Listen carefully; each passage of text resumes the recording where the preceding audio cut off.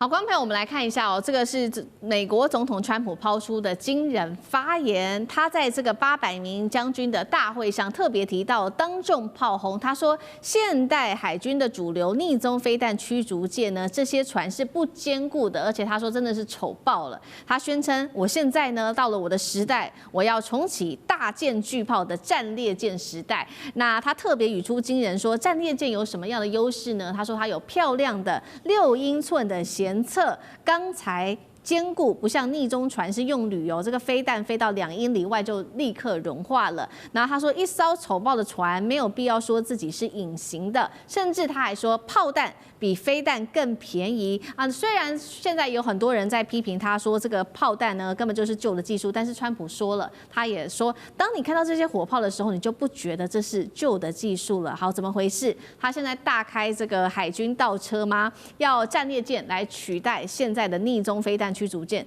是什么回事？蔡委员怎么看？战列舰的启用，事实上雷根时代就启用了，在布希时代还拉去打波斯湾战争，也有发挥很好的效果。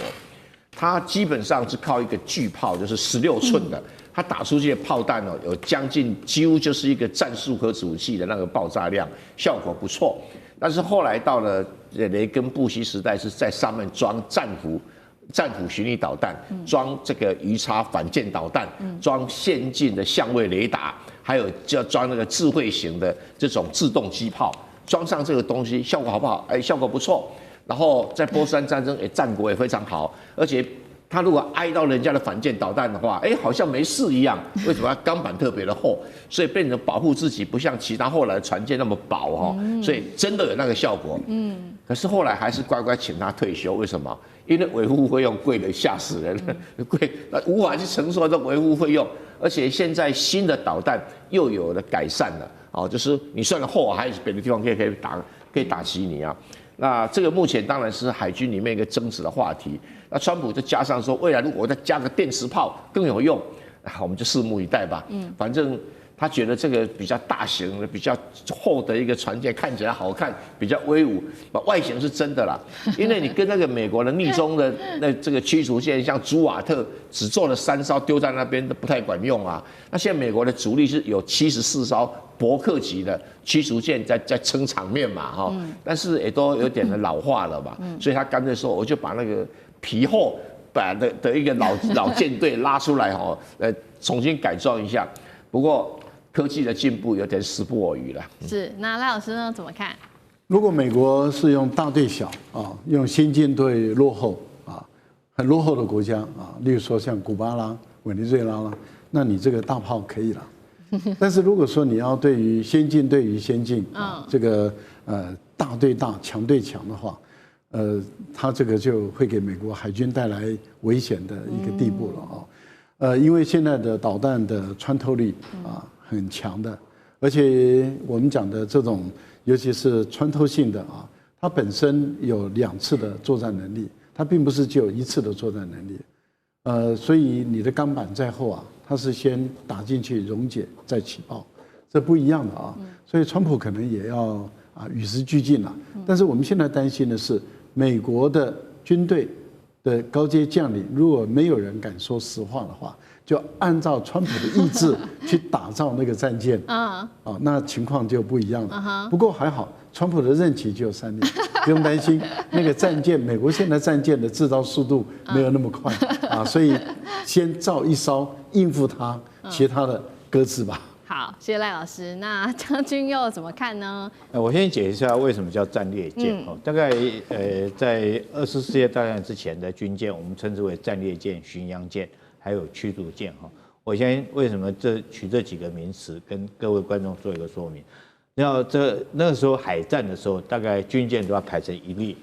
排成一列。然后你看，不管是日俄的海战或几次海战，排成一列，然后轮流用侧舷的火炮去跟对方实施用炮战的攻击，因为它排成一列，那又是主力战舰，所以我们称之为战列舰，也就是主力舰。那当然用战列舰出航的话，因为它又重又钝你这个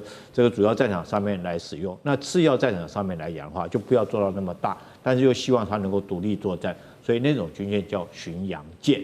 这个第3种，如果说是跟着舰队出去负责驱逐潜水艇的，那种叫驱逐舰啊。但是由于时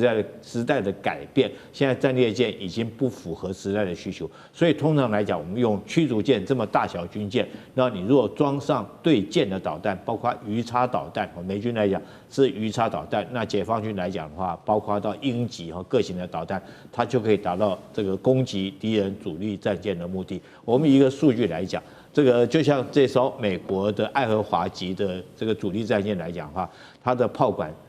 直径是到16英寸，它每一枚炮弹的重量是800多公斤，862公斤。那如果说一枚鱼叉导弹，它的战斗部位就是它前面那个火药，大概也是500多公斤。那你想想看，你这个火炮来讲，最多以现在现有的数据，最远你能够它曾经打过25公里左右，命中敌人的一艘船。可是如果说是用这个导弹来讲的话，它可以打上这个200公里、300公里，可以很精准的命中一艘船。所以不管就距离上或杀伤力效果来讲的话，当然是导弹效果最好。而且我用驱逐舰，我可以造很多艘的驱逐舰，就可以达到作战的目的。但是我特别要讲，美国川普确实是很有意思哈。他这种事情不是第一次讲，他第一次当总统的时候，在他的前任国防部长艾斯培的回忆录里面，就特别记录了他这一段，说川普选这个战舰的造型跟在看游艇一样，他是以颜值为第一，这套军舰不好看或怎么样，这种造型不好看，他是以颜值为优先考量。他甚至还讲过一件事情，他看到美国的航空母舰这个福特号航空母舰。他说：“为什么这么丑？为什么那个舰岛要摆到屁股后面？为什么不把那舰岛摆在正中央？好，就像我们现在看到战列舰一样。所以他一直对这种美感是很在意，他一直存在他以前小时候看到那种船坚炮利的那种船，所以他要把航空母舰那个舰岛移到中间来。从这件事情你就知道，川普对军事上面是完全凭着个人的一己喜好，而不在乎说人家喜不喜欢。”那你说现在这种舰炮来讲的话，以美国最新型的逆中的战舰朱姆瓦特级的这个驱逐舰他们叫巡洋舰的啦，它重量大概可以到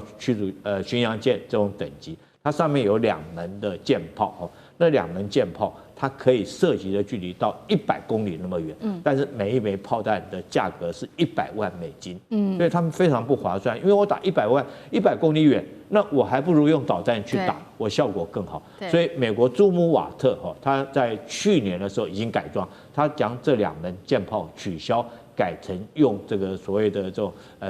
垂发型的导弹，效果会更好。所以我觉得川普来讲的话，当然完全就不尊重专业了。那军事有军事的专业，但是很好笑的一件事情，你身为美国总统，那你那个脑袋还停留在1次世界大战的战术思想跟作为上面，而完全没有与时俱进，接受现代的作战。那我想说，川普会讲这种话，那未来作战所需要的，包括到无人机或者是太空作战，我想纯粹就是凭他一己之好来做个决定，而不是按照军事的专业来做判断。好，谢谢将军。地缘政治、美中之争、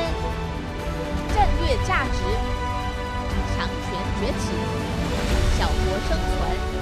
现在与未来洞悉事件走向，掌握世界脉动，全球观点尽在环球大